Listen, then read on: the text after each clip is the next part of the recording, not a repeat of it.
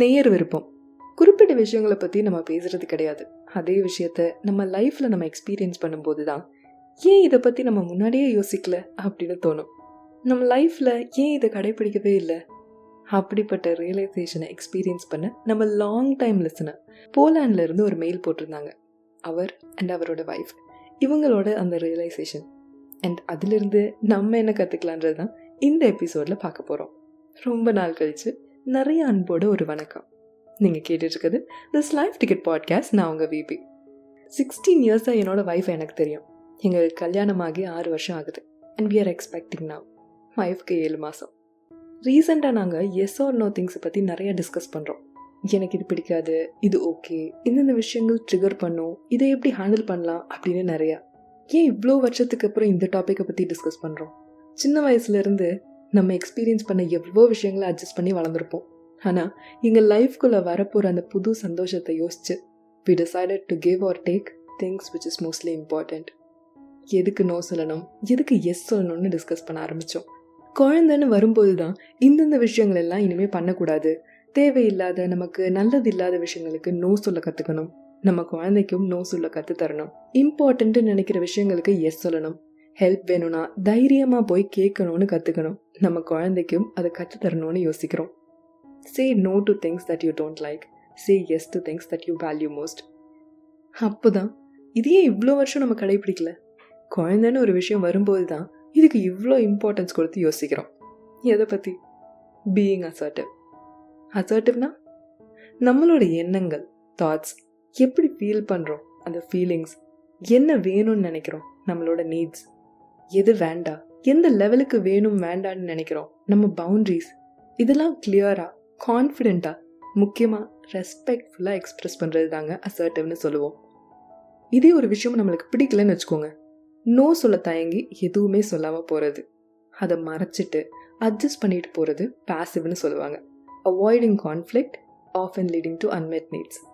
But இந்த ஒரு விஷயம் எனக்கு பிடிக்கல, அதை எனக்கு இது பிடிக்காதுன்னு தெரியாதா அப்படின்னு கத்துறது, நோ முடியாது, என்ன வேணா பண்ணிக்கோ அப்படின்னு எரிச்சலாக பேசுறது, கோவப்படுறது அக்ரெசிவ்னு சொல்லுவோம். Dominating conversations and disrespecting others feelings. Assertive இது ரெண்டுக்கும் நடுவுலங்க. ஒன்றுமே சொல்லாமல் இருக்கிறதுக்கும் கத்தி கூச்சல் போட்டு எரிச்சலாகி கம்யூனிகேட் பண்ணுறதுக்கும் நடுவில் assertive communication, balancing self expression with respect for others. உங்களுக்காக நீங்கள் நிற்கிறீங்க, அதே சமயம் அடுத்தவங்களோட பெர்ஸ்பெக்டிவையும் கன்சிடர் பண்ணுறீங்க. குழந்தை பிறந்த உடனே பேரண்ட்ஸ் தானாக அசர்ட்டிவ் ஆக ஆரம்பிச்சிடுறாங்க. தன் குழந்தைக்காக ஹாஸ்பிட்டலில் இது வேணும் அது வேணும், இப்படி ஃபீல் பண்ணுது, இப்படி ரியாக்ட் பண்ணுது, என்ன பண்ணலாம், அதோட நீட்ஸை எப்படி சாட்டிஸ்ஃபை பண்ணலாம், ஹெல்த் எப்படி பார்த்துக்கிறது அப்படின்னு பேசுவாங்க. விசிட்டர்ஸ் ஒரு தெரியாதவங்க கிட்ட சில பவுண்ட்ரிஸ் செட் பண்ணுவாங்க. குழந்தைக்கு தேவைப்படுற விஷயத்தில் ஏதாச்சும் கஷ்டப்படுறாங்கன்னா ஏதாவது பண்ணி அந்த சப்போர்ட்காக எந்த லெவல் வேணாலும் ட்ரை பண்ணுவாங்க. இங்கே தான் why didn't I do this for myself before அப்படின்ற கொஸ்டின் வருது. புரிஞ்சுக்க வேண்டியது family wellbeing starts with you. நீங்கள் ஒரு அசர்ட்டிவ் பேரண்டாக இருக்கும்போது உங்கள் குழந்தையும் உங்களை பார்த்து கற்றுக்கும். You're showing them that it's okay to say no, feelings are valid, that respect is mutual. ஆனால் நம்ம ஒரு பேரண்ட் ஆனதுக்கப்புறம் தான் அசர்ட்டிவாக இருக்கவே ஆரம்பிக்கிறோம். But no matter where you are in life, it's never too early or too late to learn it. So எப்படி அசர்ட்டிவாக இருக்க பழகலாம்? 1. Use I statement. இது ரொம்ப எஃபெக்டிவ்ங்க. Example, you never listen to me. கொஞ்சம் கூட காது கொடுத்து கேட்க மாட்டேங்கிற, உட்காந்து என்ன சொல்கிறேன்னு லிசன் பண்ண மாட்டேங்கிற அப்படின்னு சொல்கிறதுக்கு பதிலாக, அவங்களோட ஆக்ஷன்ஸை விமர்சிக்கிறதுக்கு பதிலாக அவங்க ஆக்ஷன்னால் நீங்கள் என்ன ஃபீல் பண்ணுறீங்க, எப்படி ஃபீல் பண்ணுறீங்கன்னு சொல்லுங்கள். I feel unheard. நான் ஒரு விஷயத்த சொல்ல வரேன், அது ஃபுல்லாக கேட்காம போகும்போது என் வேர்ட்ஸ் ஆர் ஐடியாஸை கேட்குறதுக்கும் புரிஞ்சுக்க ட்ரை பண்ணுறதுக்கும் ஸ்பேஸ் கொடுக்காத மாதிரி இருக்குது அப்படின்னு சொல்லுங்கள். Say about your feelings openly and respectfully. இது ஒரு சின்ன டோரை ஓப்பன் பண்ணுங்க. அடுத்தவங்களை பெருந்தன்மையாக ஃபீல் பண்ண வச்சு, சரி என்ன சொல்கிறான்னு நின்று தான் கேட்போமே அப்படின்னு நினைக்க வைக்கும். அதுதானே நமக்கும் வேணும். நின்று நம்ம சொல்கிறத கேட்கணும், அப்புறம் ரிப்ளை பண்ணணும். And that will happen. 2. Practise saying no. உண்மையாகவே உங்களுக்கு நிம்மதி வேணும்னா உங்களுக்கு வேண்டாத, பிடிக்காத, தேவைப்படாத விஷயங்களுக்கு நோ சொல்ல கற்றுக்கோங்க.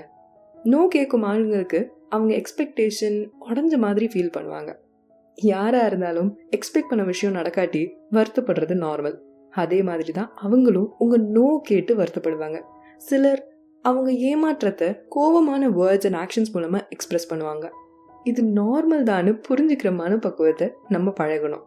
உதாரணத்துக்கு, I would love to help, ஆனால் எனக்கு இன்னைக்கு ரெஸ்ட் வேணும், ஸோ என்னால் வர முடியாது, என்னால் இந்த விஷயத்த பண்ண முடியாது அப்படின்னு நோ சொல்ல பழகுங்க. 3, பவுண்டரிஸ் செட் பண்ணுறது.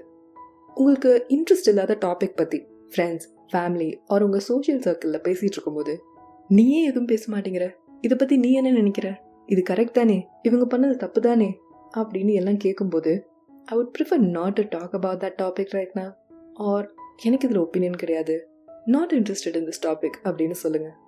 டின்னருக்கு அப்புறம் ஒரு ½ மீ டைம் வேணும், அதுக்கப்புறம் நீ பேச நினைக்கும் டாபிக் பற்றி டிஸ்கஸ் பண்ணலாம் அப்படின்னு உங்கள் பவுண்டரிஸை செட் பண்ணுங்கள்.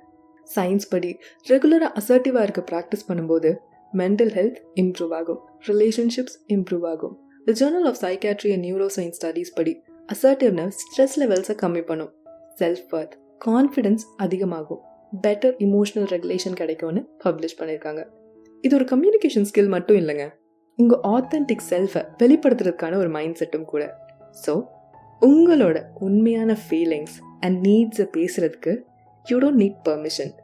உங்கள் மன நிம்மதியை சாக்ரிஃபைஸ் பண்ணி தான் அடுத்தவங்களை கம்ஃபர்டபுளாக வச்சுக்கணும்னு எல்லா நேரத்துலையும் அவசியம் இல்லைங்க.